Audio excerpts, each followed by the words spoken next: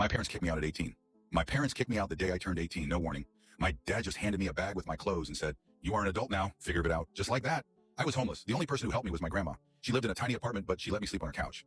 I worked 2 jobs, morning shifts at a coffee shop and late nights studying real estate. While everyone my age was out having fun, I was making hundreds of cold calls trying to sell houses. Most people hung up on me, some laughed at me. But one day someone said yes. That one deal turned into 2, 2 turned into 5. Years later, I started my own real estate business and finally made real money.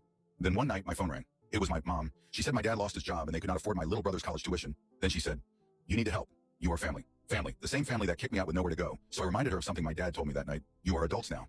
Figure it out." I got a voice message from myself, but it was sent tomorrow. I was lying in bed scrolling when my phone buzzed, and I checked it without thinking. It was a voice message from my own number. At first I thought it was a glitch, but then I saw the timestamp. It said it was sent tomorrow. I actually sat up because I thought my phone was hacked or something. I pressed play, and I swear to God it was my voice. Same tone, same breathing, but I sounded terrified.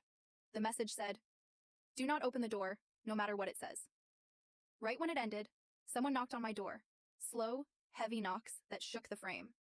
I asked, "Who is there?" And the voice on the other side answered in my exact voice, "It is me." I froze. I did not move. Then the knocking turned into this long, dragging scratch across the door, like nails that were way too long. My phone buzzed again. Another message from Tomorrow Me. I did not want to listen, but I pressed play. My own voice whispered, "It is not a person." And then the door handle started turning on its own. I backed away from the door, holding my phone like it could protect me. The scratching stopped, but the silence felt worse. I checked my phone again. Another message from Tomorrow. My hands were shaking so badly I almost dropped it.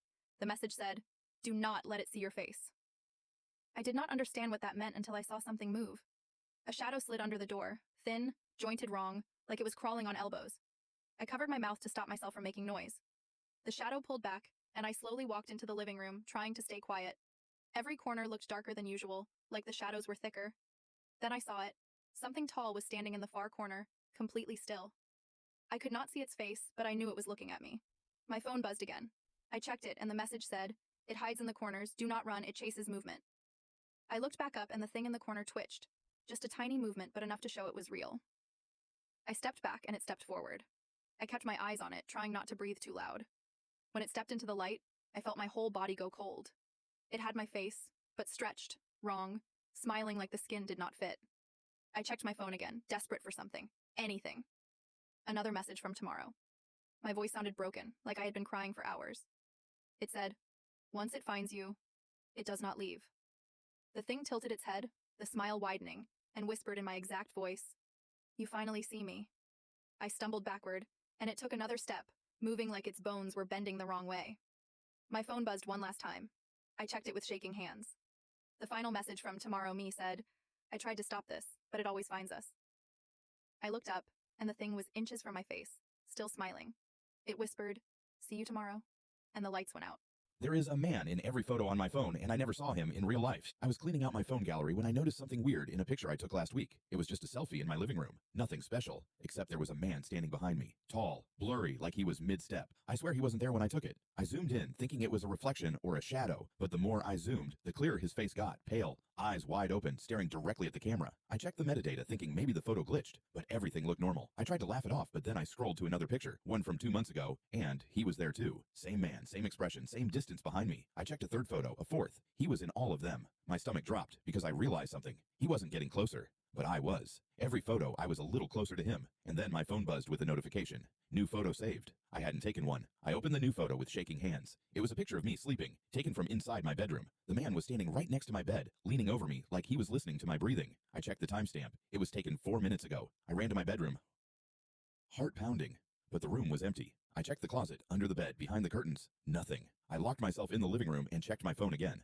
More photos were appearing one by one, like someone was taking them in real time. In each one, the man was moving through my apartment, hallway, kitchen, bathroom, like he was searching for something, or someone. Then I saw the newest photo. It was taken from behind the couch, from right where I was sitting. The man wasn't in this one. Instead, the photo was of the back of my head, and in the corner of the picture, barely visible, was a hand reaching toward me. I jumped off the couch and ran to the front door, but when I grabbed the handle, my phone buzzed again. Another photo. I didn't want to look, but I did. It was a picture of the front door, my hand on the handle, taken from behind me. I spun around, but no one was there. My phone buzzed again. Another photo. This one was darker, grainier. It looked like it was taken from inside a closet. I realized it was my bedroom closet. The man was inside it, holding my phone, smiling like he knew I was looking. I backed away slowly, but the closet door creaked open on its own. My phone buzzed one last time. The final photo was completely black, except for one sentence written across it in white text. "Stop running. I'm already in the room." And then I heard breathing behind me, slow, deep, and way too close. Well, Qasimi Palace. The palace everyone in the United Arab Emirates avoids. I finally went inside and I regret it. I always wondered why people avoided Al Qasimi Palace. So one afternoon and I decided to explore it myself. The moment I stepped inside, the temperature dropped and the air felt heavy, like the whole building was breathing around me. The place was massive, empty halls, broken chandeliers, rooms that looked frozen in time. But what scared me wasn't what I saw, it was what I heard. Soft laughter echoed from the upper floor, the kind of laughter a child makes when they are playing hide and seek. I called out, thinking maybe someone else had entered, but the sound stopped instantly. When I looked up the staircase, I saw a shadow move across the balcony railing, even though there was no one there. Lights flickered in rooms with no electricity, and every step I took felt like someone was walking right beside me. I left the palace without looking back, because whatever lives in there, it did not want me inside. Al Jazirat, Al Hamra. I visited the United Arab Emirates' abandoned ghost town, and something whispered my name. When I walked into Al Jazirat Al Hamra, I thought it would just be another abandoned village. Quiet, dusty, nothing more. But the moment I stepped between those crumbling coral stone houses, I felt something watching me. The air was still, too still, like the whole place was holding its breath.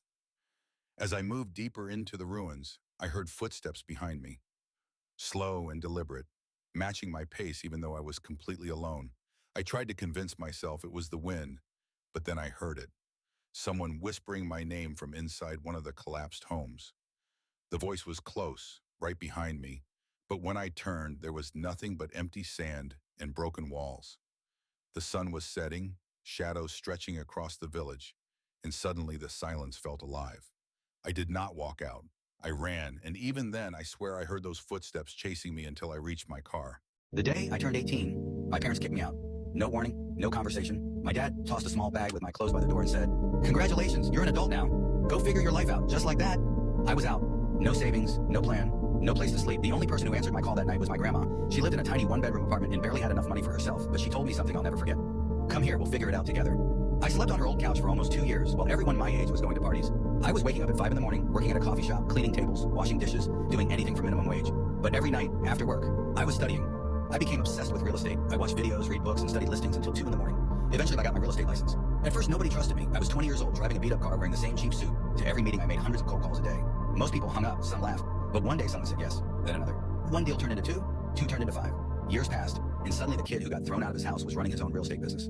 By the time I was 28, I had my own office, multiple agents working under me, and more money than I ever imagined.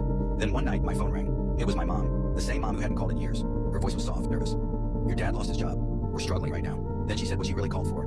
"Your brother got accepted into college, but we can't afford the tuition. You need to help your family. I sat there thinking about the night I was standing outside with a bag of clothes and nowhere to go. Then I said something she didn't expect. "Do you remember what Dad said when he kicked me out? You're an adult now. Figure it out."